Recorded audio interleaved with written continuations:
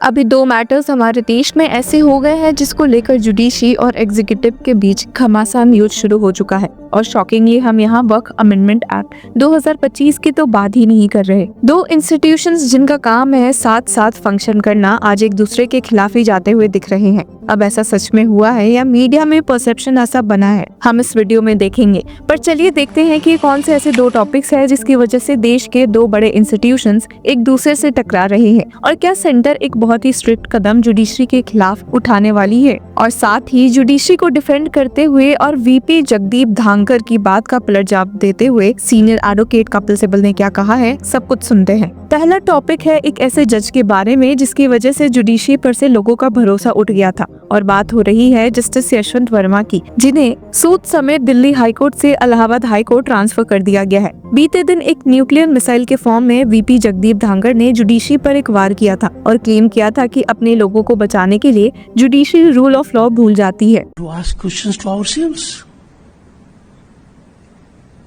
Is the delay explainable? Condonable?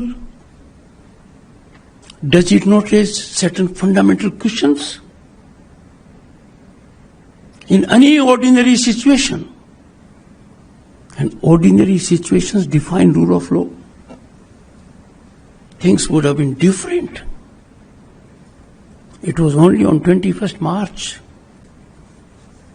disclosure by a newspaper. हालांकि इसी बीच एक शॉकिंग खबर भी आई कि जस्टिस यशवंत वर्मा ने अपने दिल्ली के बंगलों से वकेट करने से साफ मना कर दिया है, ये कहते हुए कि I will keep coming back. ये सुनकर काफी लोग चौंक गए थे और सोचने पर मजबूर हो गए कि भला ऐसे कैसे एक जज दो रेसिडेंस में रह सकता है, और वो भी तब जब उस पे करप्शन के एलिगेशंस लगे हुए हैं। क्या ऐसे आम जनता का हार्ड अर्न्ड मनी टैक्स के रूप में बर्बाद नहीं हो रहा? पर मामले सुधरते हुए बिल्कुल ही नहीं दिखे, क्योंकि सुप्रीम कोर्ट ने रिसेंटली अपने एक जजमेंट से देश में और हंगामा मचा दिया है, जहां प्रेसिडेंट को लेकर भी कुछ ऑर्डर्स पास हुए हैं। स्टेट गवर्नमेंट और गवर्नर के बढ़ते झगड़ों के बीच में जस्टिस जेबी पर्दीवाला और आर महादेवन की बेंच ने गवर्नर के साथ साथ प्रेसिडेंट के लिए भी कुछ रूल्स बना दिए थे। इस ऑर्डर में सुप्रीम कोर्ट ने स्टेट किया कि we prescribe that the president is required to take a decision on the bills reserved for his consideration by the governor within a period of 3 months from the date on which such reference is received. इस पर ही गुस्से में VP Jagdeep Dhankar दिखे हैं, जिनका मानना है कि we can not have a situation where you direct the president of India and on what basis. News में ये भी अब आ रहा है कि सेंट्रल गवर्नमेंट इस मामले में एक ऑर्डिनेंस लेकर पेश हो सकता है सुप्रीम कोर्ट के इस गवर्नर जजमेंट को काउंटर करते हुए। जी हाँ, आपने सही सुना। सिर्फ यही नहीं बल्कि सुनने में ये भी आया है कि सुप्रीम कोर्ट के इस गवर्नर जजमेंट के खिलाफ सेंटर एक रिव्यू पिटिशन भी फाइल करने वाली है। इन सारे केसेस में एक ही बात उठ रही है कि क्या जुडिशियल ओवररीच के मामले बढ़ते जा रहे हैं? क्या जुडिशरी अपने दायरे से बाहर जाकर काम कर रही है? लेकिन जुडिशरी को डिफेंड करते हुए सीनियर एडवोकेट कपिल सिब्बल ने क्या कहा है, वो भी सुन लेते हैं। आज सुबह कई अखबारों में जब मैंने धनखड़ साहब का जो वक्तव्य था, जो स्पीच थी, वो पढ़ा तो मुझे दुख भी हुआ और आश्चर्य भी हुआ, क्योंकि जुडिशियल इंस्टीट्यूशन, चाहे वो सुप्रीम कोर्ट हो, चाहे वो हाई कोर्ट्स सारे देश में हो, उनके ऊपर आज के दिन भी अगर किसी संस्था पे विश्वास है तो जुडिशरी पे है। और मुझे ऐसा लगता है कि जब कुछ सरकार के लोगों को जुडिशरी के निर्णय पसंद नहीं आते तो फिर वो आरोप लगाना शुरू कर देते हैं कि ये हद से बाहर है, और जब उनको पसंद आते हैं तो फिर विपक्ष को कहते हैं ये तो सुप्रीम कोर्ट ने फैसला किया। कोई सवाल उठाए 370 पे तो ये तो सुप्रीम कोर्ट का फैसला था। राम जन्मभूमि की जजमेंट पे सवाल आए तो ये तो सुप्रीम कोर्ट का फैसला था, ये तो सुप्रीम कोर्ट का फैसला था। और अगर हाल ही में जस्टिस पार्दीवाला की जजमेंट आई तो ये कैसे सुप्रीम कोर्ट कर सकती है? मतलब कि जो आपको जजमेंट सही नहीं लगे, आपके सोच के अनुसार नहीं हो तो वो तो गलत है, और जो आपके सोच के अनुसार है वो ठीक है। और एक कॉन्स्टिट्यूशनल फंक्शनरी को ऐसी बात कहनी मैं समझता हूं उचित नहीं है। मैं उनका बड़ा आदर करता हूं, लेकिन आपने कह दिया कि article 142 is nuclear fissile material, nuclear missile.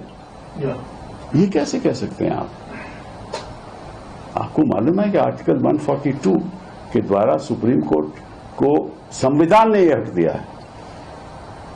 ये किसी सरकार ने हक नहीं दिया, संविधान ने हक दिया है टू डू कंप्लीट जस्टिस।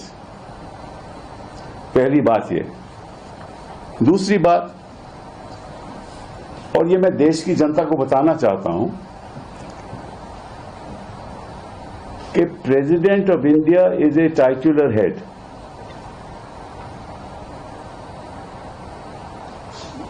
जब प्रेसिडेंट अपनी फंक्शंस करती हैं, वो कैबिनेट की एडवाइस के अनुसार करते हैं। The President acts on the aid and advice of the Council of Ministers. The Governor of a state acts on the aid and advice of the Council of Ministers in the state. कि अगर कोई विधेयक पारित होता है तो governor के पास जाता है। गवर्नर, संविधान ने हक दिया है, गवर्नर कमेंट्स करके वापस भेज सकता है विधेयक को, और फिर अगर दोबारा पास कर दे लेजिस्लेचर, असेंबली पास कर दे, तो गवर्नर को साइन करना पड़ता है, ये संविधान कहती है। अब वाइस प्रेसिडेंट जगदीप धांकर ने एग्जैक्टली क्या कहा है वो एक बार सुन लेते हैं। My worries were at a very highest level. I never thought in my life I'll have the occasion to see it. President of India is a very elevated position. President takes oath to preserve, protect and defend the Constitution. This oath is taken only by President and her appointees, the governors. Everyone, the Prime Minister, the Vice President, the ministers, the parliamentarians, the judges, they take oath to abide by the Constitution. But to defend the Constitution, to preserve the Constitution, to protect the Constitution, that is the oath of the President of India. The Supreme Commander of the Armed Forces. Boys and girls, if you look at the Indian Constitution, when Parliament is defined, according to you, Parliament is Lok Sabha, Rajya Sabha. No. Parliament, the first part is the President. Second and third are Lok Sabha and Rajya Sabha. There is a directive to the President. By a recent judgment, where are we heading? What is happening in the country? We have to be extremely sensitive. It is not a question of someone filing a review.